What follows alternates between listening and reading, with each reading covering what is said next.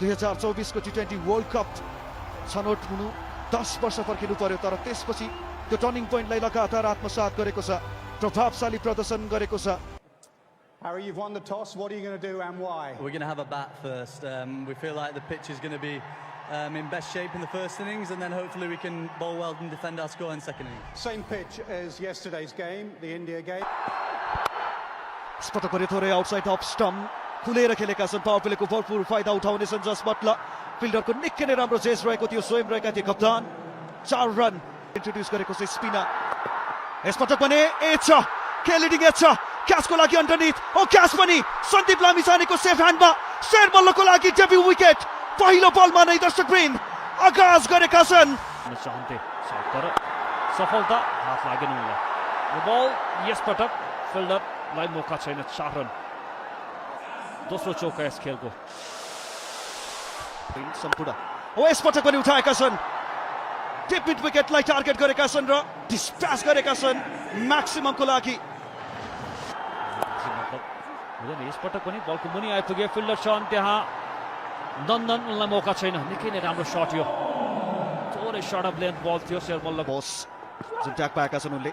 ओ यसपटक पनि निकै नै राम्रो, आसिफ निकै नै एक्टिभ देखेका थिए। नन्दन जस बटलर फर्किनेछन् पभिलियन तर्फ फ्लाइङ केस। सुदूरपश्चिम प्रदेशको लागि निकै लामो समयदेखि खेलिरहेका खेलाडी यसपटक पनि फेरि पनि पिक गरेका छन्। सर्ट बल त पाउने हुँदैन बेतेलले, अर्को एकपटक म्याक्सिममको लागि गएका छन् उनी।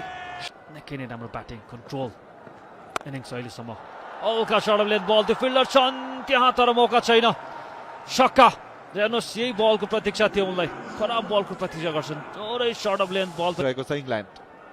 नेपाललाई चाहिएको छ विकेट। यसपल्ट लेग साइडमा उठाएर खेलिदिए र बल गएको छ अर्को एक्सट्रिम छक्काको लागि र 50 रन पनि पुरा गरेका छन्। ह्यारी ब्रुक उनले पनि बाउन्ड्री प्रहार गरेका छन्। एक्सट्रिम 4 यो ह्यारी ब्रुकको ब्याटबाट। सन्दीप लामिछाने यसपल्ट विथ अफर गरेका थिए। गर्नु परेको छ इम्प्याक्ट नछ यो जुन पार्टनरसिप अगाडि लम्किरहेको छ, यो पार्टनरसिप नै बनाऊ। दिवेजा पभिलियन तर्फ हेर्न सक्छौ नेपाली झन्डा, नेपाली समर्थकहरूको उपस्थिति। रोहित शर्मा स्ट्यान्डमा। डसन नन स्ट्राइकरमा रहनु पर्नेछ। अन्तिम बल फेरि पनि उठाएर खेलिदिएका छन्। कनेक्सन उत्कृष्ट र गएको छ एक्सट्रिम 6 रनका लागि। गजबको ओभर रह्यो यो इङ्ल्यान्डका लागि। 21 रन आएको छ यस ओभरमा। जाने नै गर्छन्, एकदम टाइट राखिरहेका छन्, रुम दिइरहेका छन्। हावामा छ बल, फिल्डर तल छन् र विकेट जानेछ। पहिलो सफलता इङ्ल्यान्डलाई डसनले दिलाएका छन्। बलिङ परिवर्तनले काम गरेको छ, एङ्गल बनाएर। ओहो, यो के भयो? कौशल भुर्तेल जुन तरिकाले ब्याटिङ गर्दै थियो, सोचेका थिएनौँ कि यस प्रकार उनले विकेट दिनेछन्। निराशा। पार्टनरसिप मिल्छ तर अब यहाँबाट त्यो सर्टको लागि पनि जानेछन्। रोहित पौडेल पुरा लाइसेन्स पाएका छन्। निकै नै राम्रो फ्ल्याट पुल, उत्कृष्ट प्रदर्शन जुन मुटु देखाएका छन् खेलाडीले।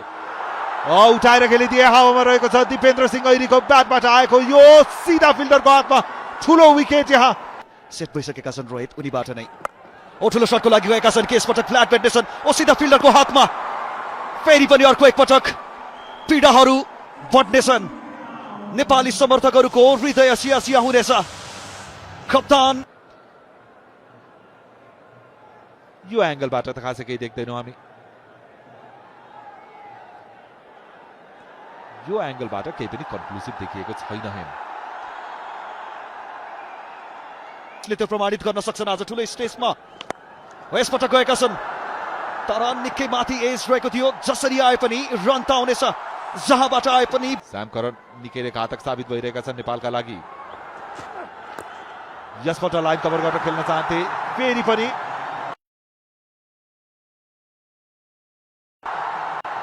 विकेट मिड विकेट माथिबाट यो विशाल छक्का अत्यावश्यक रहेको थियो। पर्खाइ यसैको थियो। म्याक्सिमम आएको छ आरिफको ब्याटबाट। जोफ्रार छ अर्को एकपटक र यसपटक पनि विकेट किपर जस बटलर तयार थिए यसको लागि र जोफ्रारको तारिफ गर्नुपर्ने हुन्छ। यहाँ अर्को झट्का नेपाललाई मिड अफ तैनात गरिएको छ। डिप पोइन्टमा एकजना खेलाडी राखेको छ। थोरै किपरको आउट पोजिसनमा तर भिजनमा गएका छन्। यहाँ निकै माथि छ, ल्यान्ड कहाँ गर्नेछ? ओ बाहिर छक्का 3 मिटर 1 कटेमा। फेरि पनि अर्को एकपटक क्रिज हालेका थिए र यसपटक फेरि हुक गरेका छन्। राम्रो पुल रहेको छ, के जानेछ? ओ ब्याक टु ब्याक म्याक्सिमम छक्का। फिल्डरको प्रयास त रहेको थियो उड आएका छन् बलिङ गर्न ठुलो शट खेल्ने प्रयास एज लागेको छ बल गएको छ विकेट किपरको माथिबाट 4 रनको लागि पहिलो बलमा 4 रन शानदार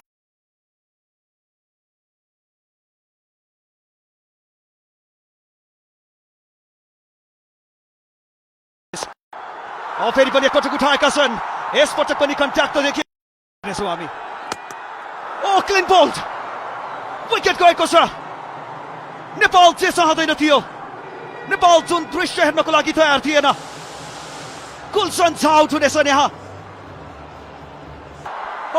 नो एकपटक फेरि पनि इतिहास फेरि त्यही पीडा दिएको छ नेपाललाई फेरि त्यही स्थितिमा पुर्याइदिएको छ जहाँबाट निस्किन वर्षौंसम्म सकेको छैन नेपालको क्रिकेटले फेरि पनि एकपटक हृदय विदारक त्यो क्षण र आज पनि नजिक